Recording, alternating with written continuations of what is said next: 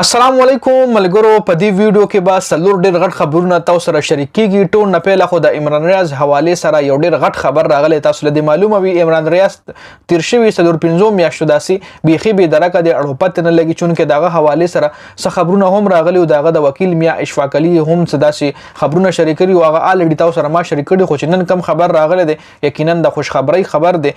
د عمران ریاض حوالې سره طاقتور سړی مخې ته راغلی عدالت کې چې کوم هغه خبرې کړي دي د عمران ریاض فیملی سوی دی حواله سره نو هغه ټول معلومات په دې ویډیو کې تاسو سره ډیسکس کیږي. بل آرمی چیف چې کوم میټینګ بزنسمنانو د پاکستان چې کوم کاروباري شخصیت دی سره کوم میټینګ کړو د هغه میټینګ نه پس حالت خکېدو طرف ته روان دي. اوپن مارکیټ کې ډالر قیمت خطر راغله دي.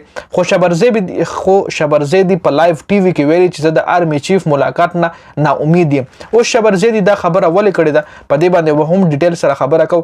بل نن جسټس بابر ستار 3 ایم پی او غلط استعمال کېدو د پی ټی آی کسان اوچتېدل سپیشلی چودري پرویز الهی د عدالت بار رها کول او د غي باوجود هم چودري پرویز الهی بار گرفتاریدل.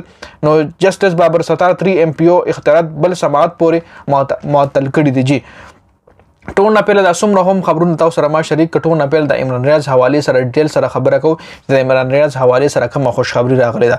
نن د عمران ریاض عدالت کې سنوي و او نن سماعت کې آی جی پنجاب پیش کړل شو او آی جی پنجاب عدالت کې وی چې عمران ریاض حواله سره مونږ ته ډیر غټ خبر راغلی دی او ډیر زر به تاسو ته عمران ریاض حواله سره خوش خبری ملاویږي چونکه مخکې به عمدي آی جی پنجاب وی چې کله به عمران ریاض کابل کې دی کله به یو ځای یادول کله بل ځای کله به مونږ له علم نشته. د عمران ریاض حواله سره مکمل معلومات آی جی پنجاب لا یا اونا یا عدالت کې نشي کولو د دې مال اوس کمپلیټ علم نشته. خو نن د آی جی پنجاب چې کوم خبره کړې ده کوم خوش خبری سنو کړې ده نو یقینا چې دا راتلونکي ورځو د پاره خاصه بریدش د عمران ریاض رهایی حواله سره او چې د آی جی پنجاب عدالت کې نن 14 ورځې غوښتي دي چې 14 ورځو کې به ان شاء الله د عمران ریاض حواله سره تاسو سره غټه خوش خبری سناوم. نو 14 ورځې پس په پته لګي چې آیا عمران ریاض رها کیږي یا کم ځای او کم ځای نو د دې بیا 14 ورځې پس پته لګي. جی بل چې آرمی چیف کم تجارتي کسانو سره ملاقات کړو دا غینه پس حالت خګېدو طرف ته روان شوی دي. د ډالر قیمت اوپن مارکیټ کې پرونه د 12 روپۍ راکوس شوی دی. 12 روپۍ فرق پکې راغلی دی. بل چې کوم خلکو د ډالر سمګلینګ کولو یا کوم خلکو ډالر خپل کور کې جمع کول نو هغه ته هم واضح پیغام لاړو چې اوس د پاکستان حکومت د طرف اکشن اغشته کېدی شي او اوس دا خبره ضروری ده چې راتلونکي وخت کې مطلب ډالر عمده غرنګ پاتې شي خطه طرف ته راشي مطلب د ډالر ویلیو نور هم غټه نشي ډالر نور هم ګران نشي. مین شی دا دی صرف یو ورځ دوه ورځو خبره نه ده چې راتلونکي ټایم کې هم د ډالر قیمت خطر راکوشي. 300 د ډالر کراس کړه 330 ته تقریبا رسیدل اوپن مارکیټ کې نو کې د شیوز ډالر که خطر راغو نو د پاکستان حقيقي ترقی دغه دي. خو اوس شبرزیدی په لایو ټي وي کې ویلي چې زه د دې ملاقاتونو نه امید یم. شبرزیدی ویلي چې چیف چې د معاملې کې اډوایس کړي نه دي او وایي زه امید نه لرم چې دا حالت ټیک شي.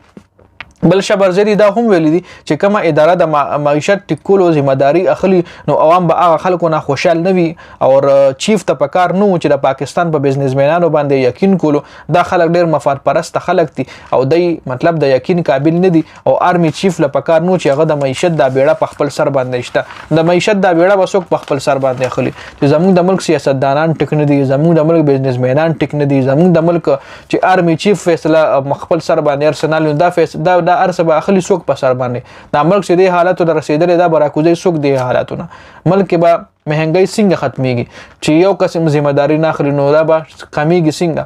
نو آرمی چیف یو ډیر بهادرانه اکشن اخیستل دي او په کار دار چې آرمی چیف په دې اکشن باندې سټیبل پاتې شي او د پاکستان حالت کېدو طرف ته بوزي. بل انوار الحق کاکړ انټرنیشنل میډیا سره څه خبرې کړې دي هغه هم تاسو مخې لکه د انوار الحق کاکړ انټرنیشنل میډیا ته ویلي چې فورس سره زموږ ډېر ښه تعلقات دي. نو فورس سره خو به ضرور ده نگران سیټ اپ تعلقات خامخا ضرور ټیک وي. نگران سیټ اپ د پالیټکس حصہ خو نه د سیاسي سیاست سره خو دای سره لینک نشته. نگران سیټ اپ خو داسې کسان راځي چې هغه فیر کسان وي هغه هانست کسان وي هغه مطلب نیوټرل کسان وي هغه د سیاسي پارټي سپورټ هم نه کوي. نو خامخا دا خبره خو ټوټلی یو قسم له دغه کړي خو په دې خبره ډېر زیات اوس کوېسچن هم ریس کیږي. بل د الیکشن حواله سره انوار الحق کاکړ صاحب ویلي دي چې موږ لا فلحال د الیکشن تاریخ نشو ورکول د الیکشن تاریخ لا فلحال موږ نشو سجست کول نشو ډیساید کولای. نو دا اپډیټس ډېر زیات مننه. نیکسټ ویډیو کې نور اپډیټس هم را روان دي. والسلام.